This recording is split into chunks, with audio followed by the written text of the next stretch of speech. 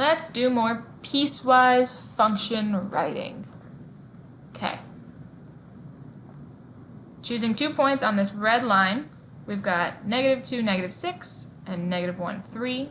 Our slope here goes up 1, 2, 3, and to the right 1. So our slope is 3x. And then if we were to keep going until we get to the y-axis, 1, 2, 3, 1, that's at the origin, that's at 0, so we don't need to put plus or minus anything at the end. The x values that we care about for this part of the function are everything that's less than -1. So this is happening if x is less than, strictly less than, -1. And we can move on to the blue section. We can use the point 0, 0 and -1, 1. This time our slope is negative. We went up 1 and over 1, so we have -1x. And again, we're crossing through the origin, so our y-intercept is 0, so we don't need to put anything else for our b. And this is happening for the x values that are between -1 and 3, but include -1. So this is if -1 is less than or equal to x, which is less than 3. There was a filled-in circle at -1, so it got the equal to. There was a hole at 3, so it did not. And then we've got the green section. We can use the points 3, 4, and 4, 3. This one has a slope of -1, so we've got -x.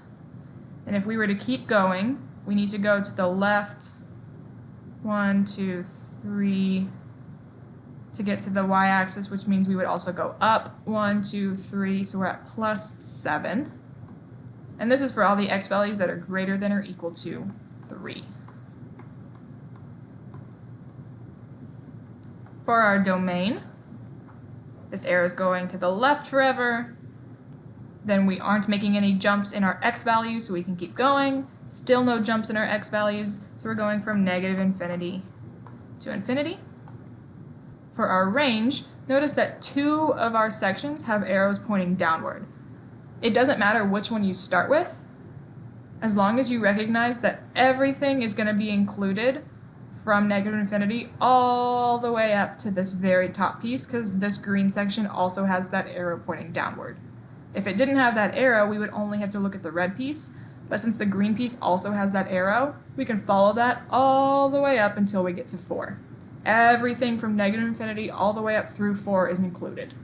So our range is -infinity to 4, and the 4 gets a bracket. One more example. 3 sections again. Picking 2 points in the red section, we have -3, -4, and -2, -3. That's a slope of 1. If we were to keep going, we would cross through the y-axis at -1. So we've got x minus 1 if, and we want everything that's less than or equal to our x value of -2.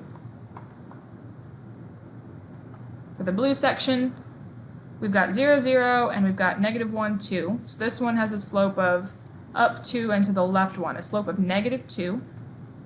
And it's going through the origin, so there's no b value, that would just be 0.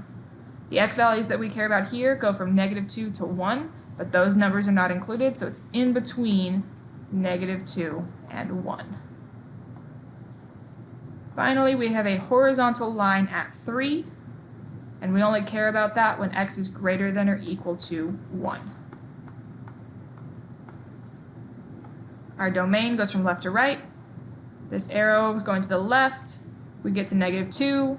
-2 also is used in the blue line. We get to 1. 1 is also used in the green line, and we're going to the right forever. So we got -infinity to infinity, or all real numbers. Our range, we have an arrow pointing downwards, so we know we're going to start at -infinity. Then following that red line, that goes up to -3. Then there's nothing in between -3 and 2 that's part of any of our lines. So we're going to get to -3, and we're going to make a union. We're going to jump. This jump gets us to -2, where there's a parentheses, and then it goes all the way up to 4, and there's nothing higher than 4, so that's that.